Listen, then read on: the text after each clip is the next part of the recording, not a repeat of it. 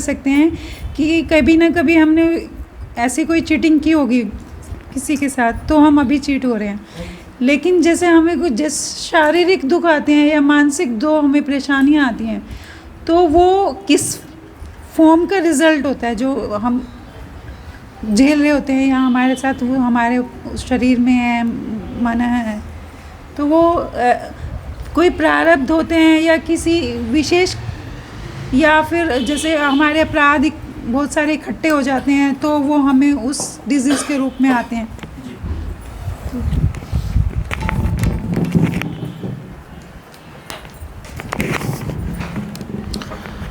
तो जो हमारे दुख की जो आपने बात करी, ये कहाँ से आते हैं? हम चीटिंग का तो समझ सकते हैं कि किसी ने हमारे पैसे लेके भागा तो हम इसके लेके भागे होंगे, तो बीमारी को तो हम नहीं लगे होंगे, फिर बीमारी हमको क्यों लग जाती है ना?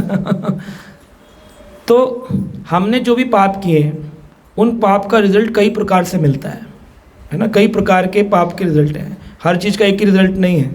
जब व्यक्ति मेहनत करता है तो उसको अंत में सैलरी मिलती है, प्रमोशन मिलता है, और उसने अगर चीटिंग की होती है तो डिमोशन भी मिलता है और नौकरी से निकाला भी जाता है।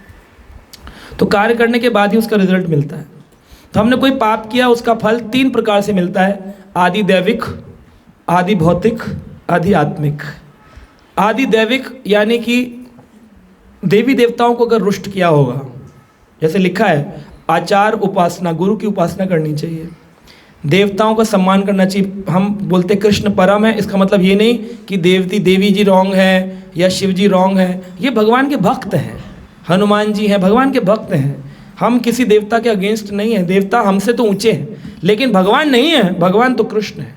ये बात प्रमाणित है ग्रंथों में, भागवत में, उपनिषद।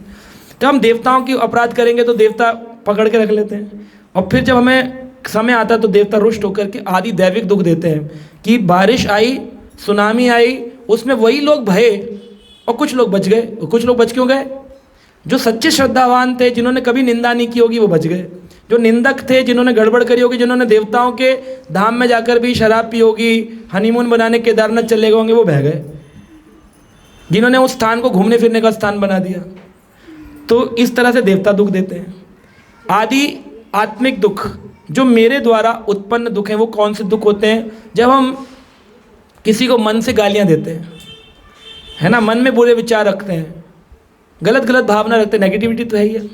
तो नेगेटिविटी रखेंगे तो साइंस कहती है डिप्रेशन आएगा, एंजाइटी आएगी। नेगेटिविटी को रिमूव करो। इतने योगा सेंटर चल रहे हैं, होली वेलनेस क्लिनिक चल रहे हैं, वेलनेस हेल्थ क्लिनिक चल रहे हैं। तो कर्मिक रिजल्ट भी आएगा उसका। कर्मिक रिजल्ट क्या आएगा? बीमारियाँ आएंगी तरह तरह की। और आदि भौतिक दुख, यानी कि अगर हमने किसी के साथ बुरा व्यवहार किया होगा तो वो व्यक्ति हमारे साथ बुरा व्यवहार करेगा, ये आदि भौतिक है। तो ये तीनों प्रकार की आती हैं, है ना, आदि दैविक, आदि भौतिक, आदि आत्मिक। तो ये जिसके साथ जैसा किया होगा उसके रिजल्ट में वैसा मिलेगा। तो बीमारियां भी अगर हमें आ रही हैं तो जरूर हमने इस प्रकार के कुछ कार्य किए होंगे मानसिक रूप पे। तो कभी कभी हमें स्वप्न में भी दुख आते हैं, स्वप्न में भी दुख आते हैं कि स्वप्न में चाकू लग गया। तो हमने अगर मन के स्तर पर कुछ पाप किए होते हैं तो वो स्वप्न में आकर भी हमें फल देते हैं। हम पसीने पसीने हो जाते हैं, उठते हैं, किसी ने हमारी गला घोंट के रस्सी बांध के खींच रहा है, हमको डर जाते हैं, उठते हैं, पानी पीते हैं, प्यास, तो उसका रिजल्ट तो शरीर पर आया, क्योंकि वो हमने मन के विचार पे किया था, तो इसलिए मन के धरातल पर रोकर रह गया। तो ये पूरा क्रिया की प्रतिक्रिया है। कुछ भी है उस पर एक्सेप्ट ही करना पड़ेगा, जैसा किया वैसा भरना पड़ेगा। तो जो बीमारियां आती हैं उसमें हम देखते हैं कि जो भजन करने वाले हैं उनको भी बीमारियां आ रही हैं। तो उनको क्यों आ रही हैं बीमारियां? तो भगवान कह रहे हैं कि जो भक्तों के रोग हैं वो शुद्धिकरण के लिए हैं। कि मान लो आपका कोई पाप है, उस पाप से आपको अगर रिजल्ट मिले तो आपको बड़ा दुख लगेगा, तो भगवान उसको रिड्यूस करके किसी बीमारी की फॉर्म में जिसे आप झेल सकते हो, भजन करते हो, दे देंगे। वो आपका प्रारब्ध बना करके दे देंगे, क्योंकि आप भजन कर रहे हो। तो आप भगवान आपके सारे पाप धोना चाहते हैं, धोएं कैसे? किसी न किसी फॉर्म में तो धुलवाएंगे।